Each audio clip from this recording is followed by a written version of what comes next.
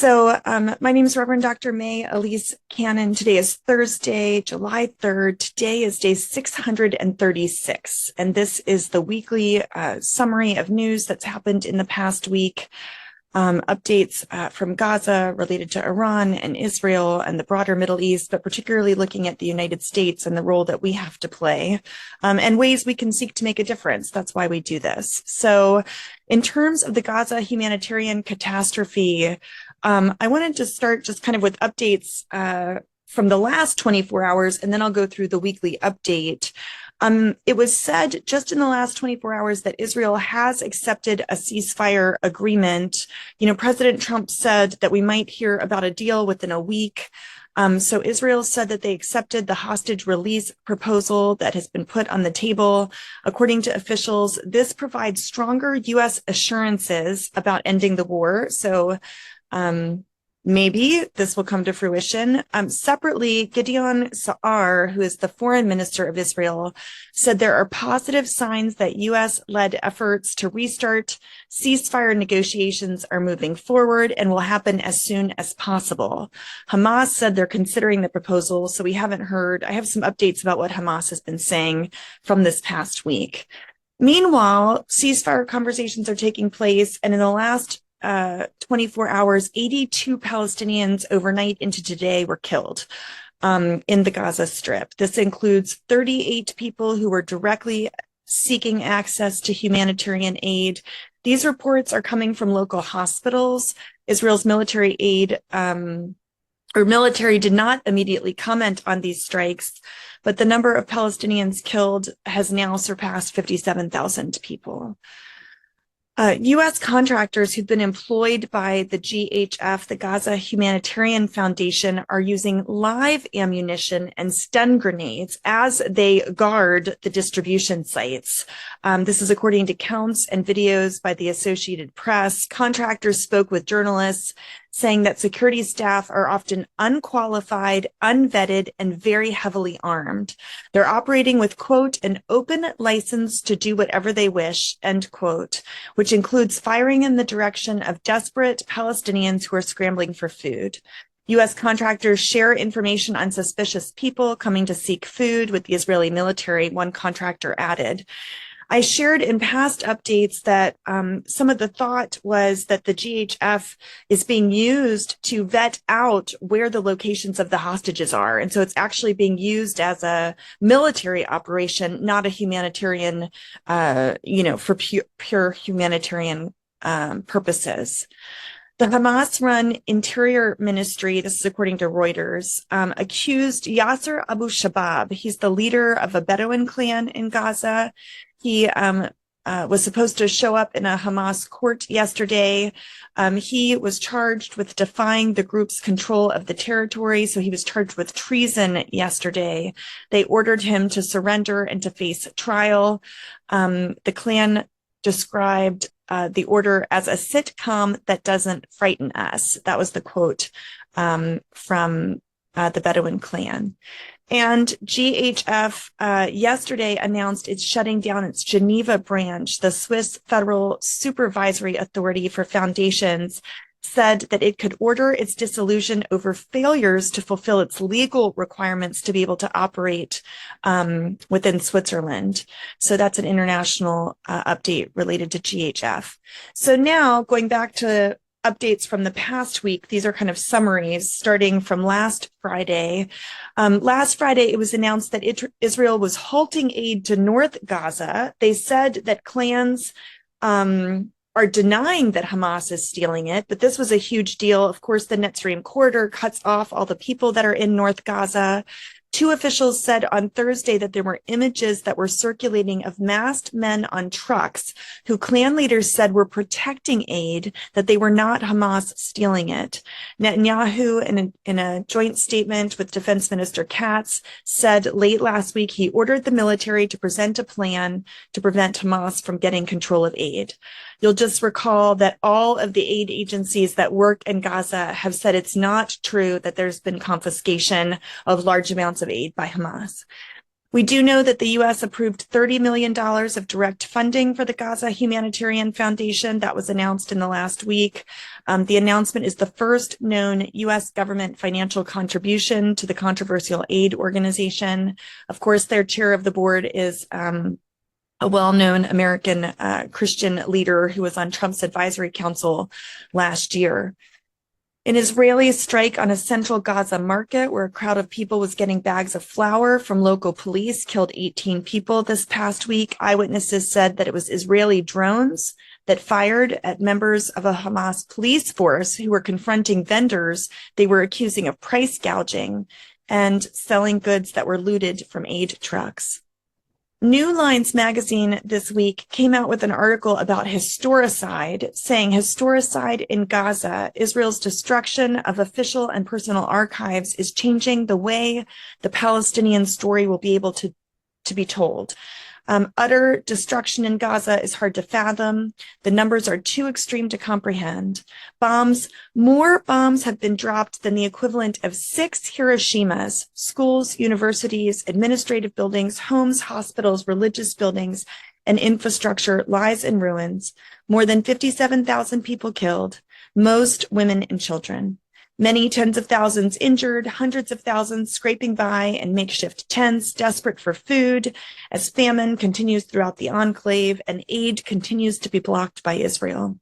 Hundreds of Palestinians, including children, have been shot dead attempting to collect food. And a local person in Gaza said, "There's no life in Gaza, and every day we see death before our eyes." And this article is about the way that data is also being eradicated with all of the bombings and the destruction. It'll be difficult to tell facts about what happened. And so it's historicide as much as genocide. On Monday, Israeli airstrikes on Gaza City in a coffee shop that was filled with students and journalists and remote workers killed at least 41 Palestinians and 75 people were injured. And on Monday, for the first time, the IDF acknowledged that Israeli troops killed and injured Palestinian civilians near the Gaza Humanitarian Foundation aid sites. They contested the death tolls. They said that they would investigate the situation and reorganize the way that they operate around GHF sites after, quote, lessons learned. Churches for Middle East Peace joined with more than 200 other NGOs calling for immediate action to end the deadly Israeli distribution scheme. This statement is called Starvation or Gunfire. This is not a humanitarian response, calling for an end to the Gaza Humanitarian Foundation and reversion back to the UN-led coordination mechanisms. Under the UN, there were more than 400 aid distribution sites. Under GHF, there have only been 4 that have been functioning. We also put out a statement this last week calling for the release, alongside of numerous other international NGOs, the release of unlawfully detained Palestinian medical personnel. This includes doctors and nurses and healthcare workers who've been working for international humanitarian organizations such as Med Global and Children Are Not Numbers. Under international humanitarian law, healthcare workers are protected as civilians, and hundreds have been arrested in Gaza since October 2023. We affirm the call to end arbitrary detentions and attacks on medical facilities, such as the repeated bombings of the Ali Hospital, as well as the release of those who've been unjustly detained. On another day this past week, 85 Palestinians were killed as there was bombing across the Gaza Strip in the midst of this new push for a ceasefire. And we know that since May 27th, at least 583 Palestinians have been killed, 4,186 injured, specifically while waiting for food to be distributed at the Gaza Humanitarian Foundation sites. So that was a number that was released this week. Since May 26th, the number is almost 600 Palestinians killed directly at aid centers. Tens of thousands have fled Gaza City in the north as Israel issued just this week new evacuation orders. So tens of thousands have had to flee again, central and North Gaza. This happened on Sunday. New evacuation orders were issued. There was another campaign after a brutally bloody weekend. There were scores of Palestinians killed, families taking shelter at a sports stadium, and starving Palestinians seeking food at militarized aid distribution sites. In the midst of this, another evacuation order was issued. And you'll recall the way the evacuation orders work is when people leave and don't go on the exact path according to the Israeli military, they're considered enemy combatants, and they're shot, often just on sight. Now, what's going on with the Gaza ceasefire? You heard Israel agreed to the ceasefire. Haaretz, yesterday, their daily brief said Trump and the IDF want an end to the Gaza war, but it's not clear if Netanyahu is on board. We know, of course, that he's vulnerable because of a corruption trial. President Trump claimed that Israel had agreed to the conditions to finalize. This is not a permanent ceasefire. It's just a 60-day ceasefire deal. So Trump has said if Hamas does not accept the deal, quote, it will only get worse. Egypt and Qatar will engage as mediators as this continues. So this would be a temporary ceasefire. The U.S. would have a day after plan where they would get help during the ceasefire from Egypt and Qatar to try to find a permanent way forward. This would give 60 days to come to a permanent agreement. This would include the release of 10 living hostages and the return of 15 bodies. So my understanding is that's the remaining of all of the hostages, 10 living hostages and the return of 15 bodies. Israeli officials warned operations would escalate if this does not move forward. Steve Witkoff, the special envoy for the U.S., is set to discuss these ideas of a post-war plan in Gaza with Netanyahu's top aides this coming week, moving forward. Later, I'll talk about Netanyahu coming to D.C. He's supposed to meet with President Trump early next week as well. In the occupied West Bank and occupied Jerusalem, settlers have rampaged a military base in the West Bank. There were numerous reports over days of settlers setting fires, vandalizing vehicles, and graffiti. There were escalations between soldiers and settlers this week.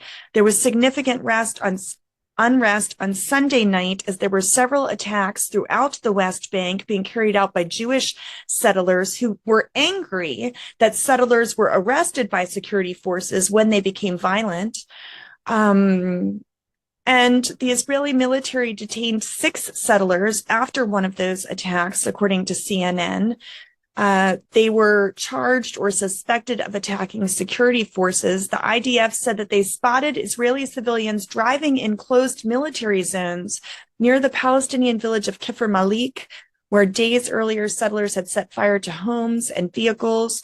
We heard, and I didn't put it in this weekly update as well, that Taibe, the village that we know so well, that's a Christian village that's near Kfir Malik, was actually a part of these attacks over this past weekend. Earlier this week, dozens of hard-right Jewish extremists clashed with Israeli troops. This was near a military base. This was overnight into Monday. This was a part of these same incidents where rising tensions between settlers and the military escalated into clashes between settlers and Palestinians. Or they were responding to what were supposedly clashes between settlers and Palestinians. On Monday, June 30th, the Jerusalem municipality's local committee for planning and construction was scheduled to hold a hearing. This is very important. This was on the national park that's supposed to be built on church-owned land. This is related to the Mount of Olives. This expansion would further cut off the old city. The goal by some of the settler movement is for there to be settlements completely around the old city of Jerusalem and to cut off the Mount of Olives, the triumphal entry that Christians walk regularly throughout the year and certainly during Holy Week. And so there's a plan for a national park that would be built on church-owned land. A portion of the land is owned by Franciscans, Greeks, Armenian Orthodox Church. There's nearly 20 Christian sites that are located or adjacent to this proposed area. This would undermine the entire Mount of Olives complex. And there was supposed to be the next hearing on this on Monday, the 30th. That has been postponed, and the hearing will now be December 31st, 2025. Now, I have heard that in relationship to this Mount of Olives complex, there are things that are moving forward. So there's the legal case, but then there's also the facts on the ground. And so we should keep a very close eye on that. Also, in terms of Jerusalem, you may know the case of Shadi Hori, the young teenager who now is in his late teens or early 20s. This has been going on for a couple of years now. He was supposed to have the latest hearing for his case on June 30th. He had been accused of lynching a car in Jerusalem a few years ago. He spent 44 days in military prison. This hearing continues to go on. He has hearing after hearing. He had one on June 30th. It lasted 5.5 hours long. He told his story. He told that he was beaten. He told that he was not present when this incident happened in Jerusalem. He made clear he did not take any part in the protest. And there's another hearing scheduled for July 17th. Shadi graduated from the Ramallah Friends School, which is the Quaker school. So please add Shadi Hori and his family to your prayer list. That next case is July 17th. In Israel, Defense Minister Katz said that Israel was contemplating more strikes on Iran as they plan to pursue a policy of enforcement against the country related to what they are accusing as a breach of the ceasefire. The IDF rejected a Friday report that was published by Haaretz alleging that Israeli soldiers in Gaza were instructed by their commanders to shoot at crowds approaching aid sites, even in the absence of an immediate threat. So a report came out saying that that was actually commanded. And, the Israeli military rejected it. Netanyahu and Katz also rejected the report, saying it is vicious lies seeking to discredit, quote, the most moral army in the world. Those are direct quotes. So Netanyahu is scheduled to meet with President Trump at the White House on Monday. He's coming to the U.S.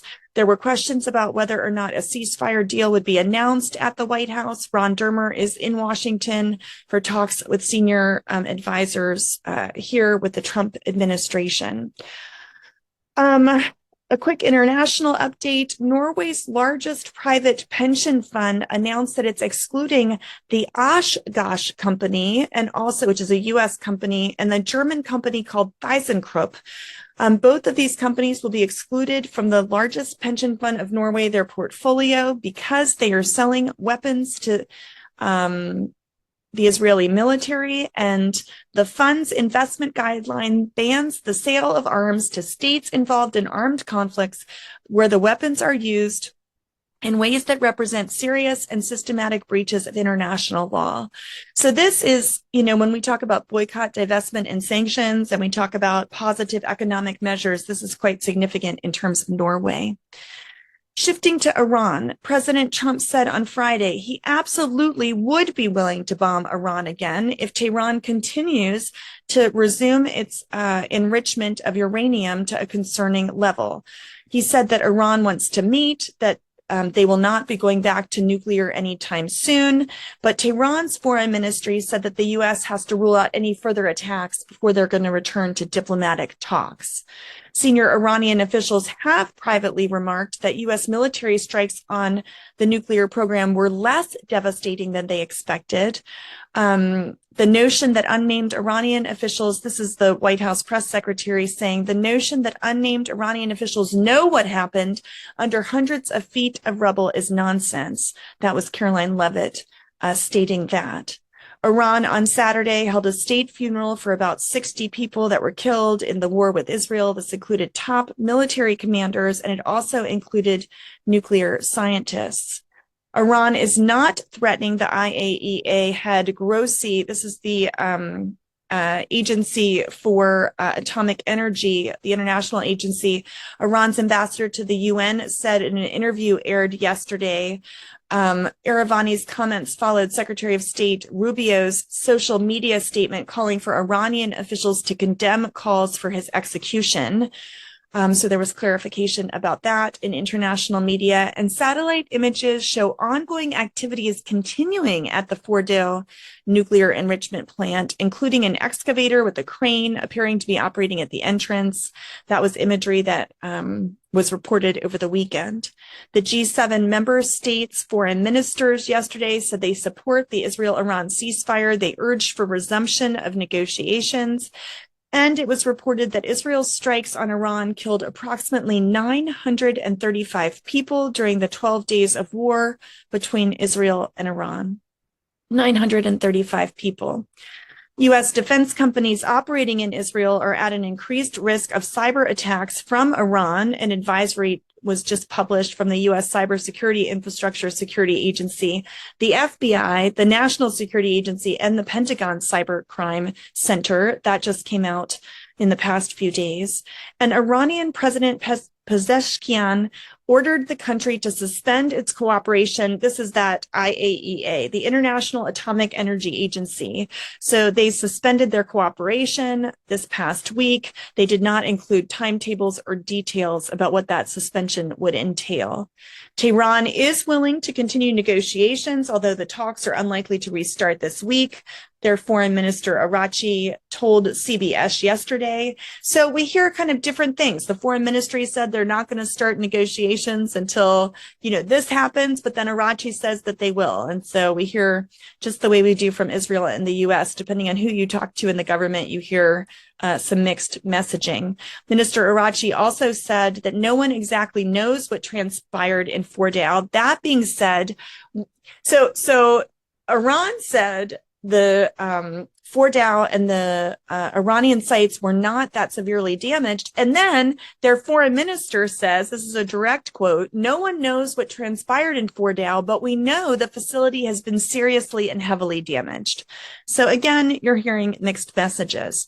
The senior Iranian official Ali Shamkhani is not dead after all. He was a senior Iranian official, an advisor to the Ayatollah Ali Khamenei. Rear Admiral Shamkhani was thought to have been killed more than a month ago. His family confirmed that fact. It was confirmed by international news agencies, but it was proven to be false over the weekend. He was seen attending a funeral service of military commanders in Iran. The Iranian military last month also loaded naval mines onto vessels in the Persian Gulf, which raised concerns, particularly in D.C., for the Trump administration that Tehran might be seeking to blockade the Strait of Hormuz. Now, this is significant because about 1/5 of the global oil and gas shipments pass through the Strait of Hormuz. A blockage would spike world energy prices. This has not happened as of yet, but there's been concern in Washington that this might be a part of Tehran's plan. As I mentioned, there were funerals in Tehran over the weekend, and Iran nearly succeeded. This was just published this week by the Washington Post. Iran nearly succeeded in orchestrating assassination attempts against members of Trump's cabinet after he left office the first time. Mike Pompeo was almost assassinated in Europe in 2022, according to a book that was just published. Just a couple of other updates before I close. Syria, Trump signed an executive order lifting most of the U.S. economic sanctions against Syria. That was quite significant. Syrian Christians have said they fear for their future after the devastating church attack where the suicide bomber killed 25 people in a church Sunday. I believe that was 2 weeks ago now. Christians are saying we're not safe anymore. Citing sectarian violence against the Alawites and other minorities, including the Druze in Syria. In Lebanon this past week, on Friday, Israel struck South Lebanon, saying that they were targeting Hezbollah in a significant underground project. According to Lebanon's health ministry, 1 person was killed and 21 people were injured. In a separate attack, Israelis attacked South Lebanon and 3 people were killed. So there is a ceasefire between Hezbollah and Israel, but Israel remains in a few different sites in South Lebanon, and there are occasional attacks. A couple of updates from the United States. This is from the Defense Security Cooperation Agency. The U.S. has sent munitions guidance kits and munitions support to Israel. This is from June 30th. There was a determination that approved a foreign military sale to the government of Israel of munitions guidance kits and munitions support that's worth about $510 million. Congress had to be notified about this, but that approval happened this week. And Tim Kaine's resolution trying to enact the War Powers resolution was voted down 47-53. That resolution was rejected. It blocked U.S. military. The goal would have been to block U.S. military action in Iran without authorization from Congress. The U.S. did not use bunker buster bombs to strike Iran's Isfahan nuclear facility last weekend because that site is so deep and there was concern that the bombs would have been ineffective. According to the Joint Chiefs of Staff Chairman, General Dan Kane, he told lawmakers during a classified briefing over this past week. And Trump said this past week that he thinks that the ceasefire in Gaza is possible. I talked about that already, that there's many opportunities. And that is top on his agenda moving forward. The State Department's mass layoff plans, combined with extra demands to assist U.S. citizens seeking to flee Israel's war with Iran, have left its workforce exasperated and embittered. Employees are saying. State Department staffers say the push for extra hours exposed how the state's leadership does not appreciate or does not care about its workforce.